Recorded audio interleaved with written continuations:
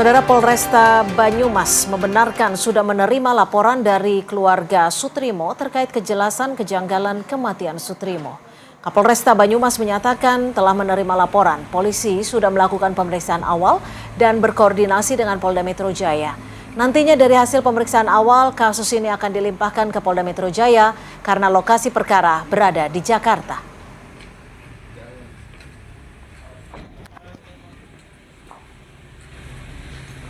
Adanya pengaduan dari keluarga dari almarhum Sutrimo, ya, dan kami juga sudah berkoordinasi dengan penyidik atau pihak dari pihak kepolisian Krimum bagi di Polda Metro Jaya itu untuk kemudian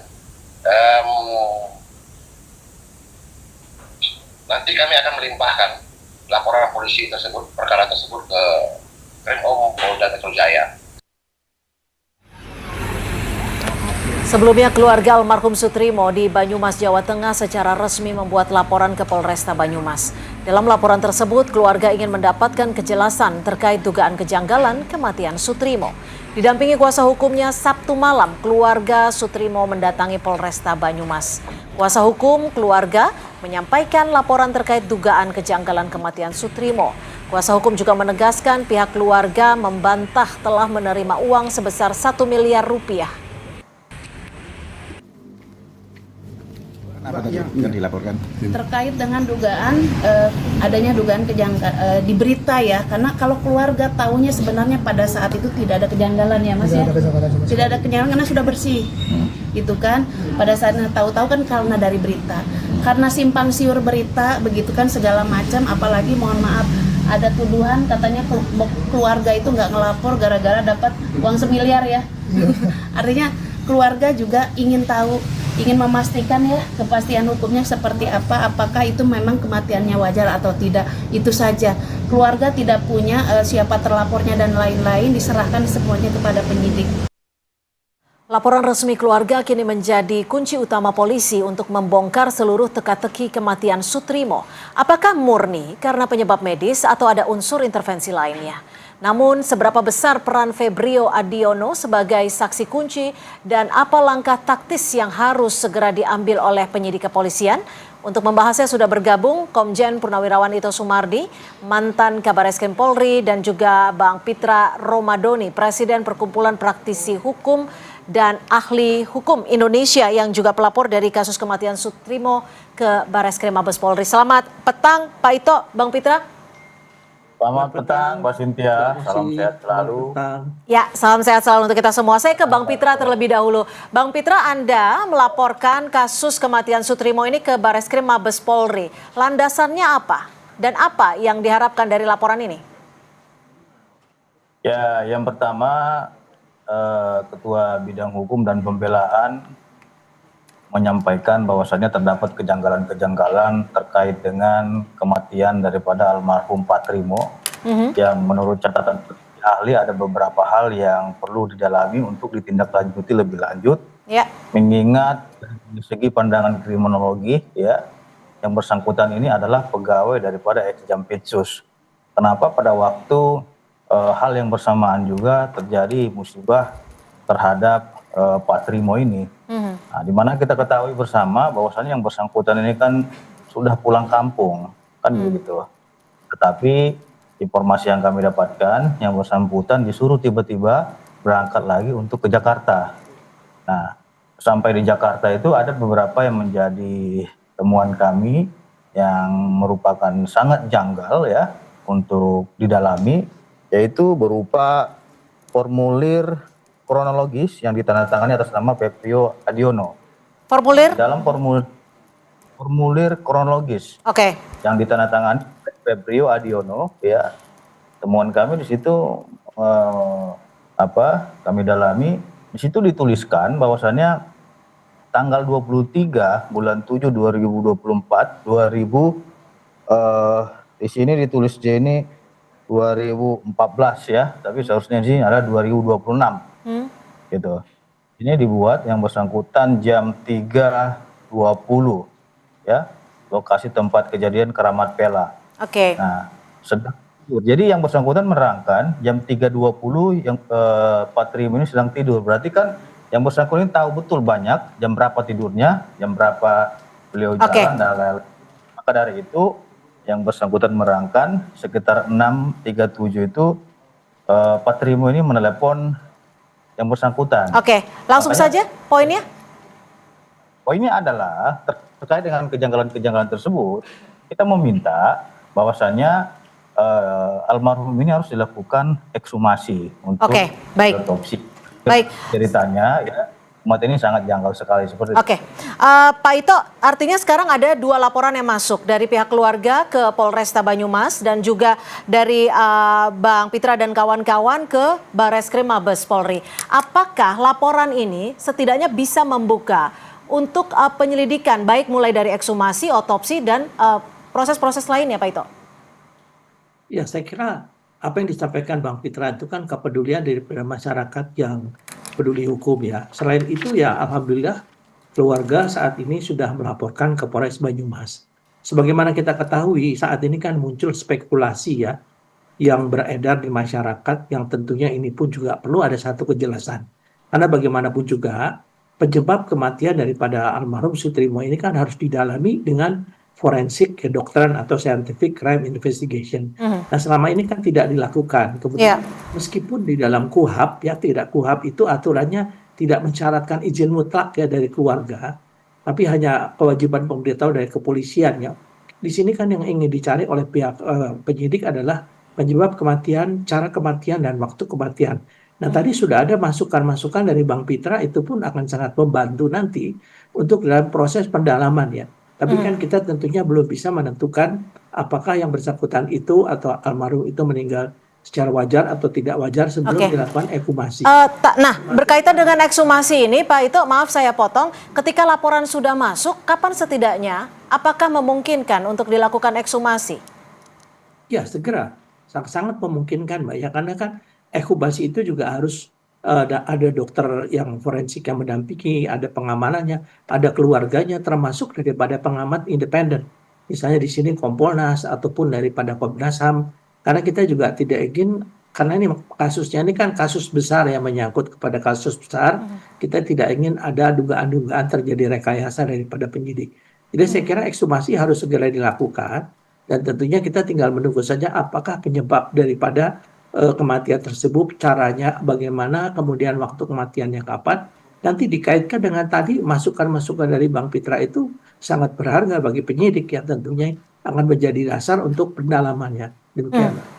Bang Pitra, Anda juga sempat menyatakan bahwa bisa saja almarhum Sutrimo ini mengetahui siapa-siapa saja pihak yang bertemu dengan Febri Adriansyah. Bisa Anda jelaskan terkait hal ini, Bang Pitra? Ya, yang pertama dari segi kriminologi, tentu kan yang bersangkutan ini sebagai pegawai ataupun karyawan atau tukang kebun lah disebut. Dikit atau banyaknya yang bersangkutan pasti tahu siapa yang ketemu dengan FA, berapa ketemunya, apa yang didengarkan dalam pembicaraan. Setidaknya itu kan membantu dalam proses penegakan hukum. Maka dari itu kami sangat sayangkan apabila yang bersangkutan ini meninggal dunia. Kami juga berduka atas kepulangan yang bersangkutan. Tapi dalam pengungkapan kasus ini sampai saat ini kita masih terus melakukan pendalaman dalam kejanggalan-kejanggalan ini karena berdasarkan nomor HP yang kami tracking ya, ada 2 nomor HP yang disebutkan atas nama FA tadi, ternyata itu atas nama orang lain, bukan nama FA. Nah, yang satunya itu tidak ditemukan, yang satunya lagi kami tracking itu atas nama Andi Sutejo. Andi? Nanti akan ditanya Andi Sutejo, ini siapa ini kan gitu. Nah, terus di sini ada banyak beragam-ragam nama, ada di situ disebut lagi namanya Rahmatullah Naskel. Nah, jadi ini banyak yang kami lihat di sini keanehan-keanehan, maka dari itu nanti kita minta bantuan daripada penyidik Polri agar ini mendalami lebih lanjut seperti itu. Pak Ito, kalau saat ini mungkin menurut Mas Pitra almarhum setidaknya seharusnya bisa dijadikan saksi kunci ya dalam kasus korupsi dan juga TPPU Pak Febri Adriansyah. Tapi di sisi lain saat ini ada nama Febrio. Apakah ini bisa menggantikan posisi untuk mendapat informasi terkait dengan kasus korupsi dan TPPU dan juga kematian? Secara logika kan almarhum itu adalah saksi kunci dan sangat mengetahui ya apa kegiatan, apalagi kan kalau nggak salah sudah 20 tahun lebih ya bersama dengan tersangka ya. Ya kemudian apa yang disampaikan oleh Bang Pitra tadi itu adalah masukan-masukan yang perlu didalami, di profiling ya, kalau istilahnya di profiling siapa orang-orang ini, kaitannya apa dan lain sebagainya. Saya kira dalam pasal 184 S1 kan almarhum ini sebetulnya menjadi salah satu saksi kunci untuk bisa mengungkap kebenaran daripada kasus ini ya. Namun demikian tentunya kita juga tidak ingin apabila memang yang bersangkutan itu meninggal secara wajar dikait-kaitkan dengan permasalahan ini, meskipun tentunya kita kehilangan saksi kunci. Jadi kita tetap harus mengedepankan azas praduga tak bersalah dan juga kepastian hukum daripada kematian saudara almarhum Sutrimo ini sangat penting ya bagi penyidik kejaksaan termasuk dari kepolisian untuk bisa melihat kaitannya apakah memang ada penghilangan daripada saksi ya, ada upaya penghilangan atau tidak. Ya. Nah, tentunya ini kita tidak boleh berspekulasi. Apa yang dilakukan saat ini adalah untuk memberikan penjelasan atau kejelasan daripada status almarhum. Demikian. Pak Ito, jika memang dorongannya, desakannya adalah melakukan ekshumasi, berapa sekiranya waktu yang paling ideal agar proses ekshumasi ini memberikan hasil yang optimal ketika Pak Sumitro ini ditemukan meninggal dunia pada tanggal 23 Juli? Ya, sesuai dengan pengalaman saya Mbak Cynthia ya, kalau namanya ekshumasi juga tergantung seberapa lama jenazah itu sudah dimakamkan. Karena kan ada proses pembusukan dan lain sebagainya ya.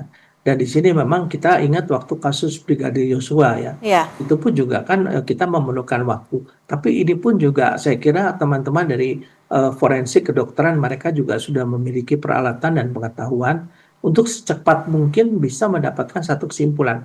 Kalau seandainya hasilnya adalah diduga yang bersangkutan meninggal secara tidak wajar, maka tentunya ini akan menjadi pekerjaan rumah lagi bagi penyidik untuk mencari penyebabnya ataupun keterkaitannya. Apakah terkait dengan upaya menghilangkan saksi atau tidak.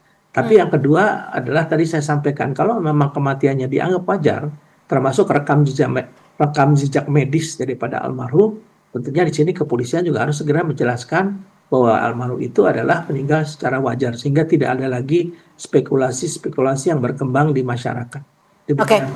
Tapi singkat saja Pak Ito, kalau proses ekshumasi itu prosesnya seperti apa sih Pak berdasarkan pengalaman Anda? Kalau laporan sudah masuk ke polisi ini?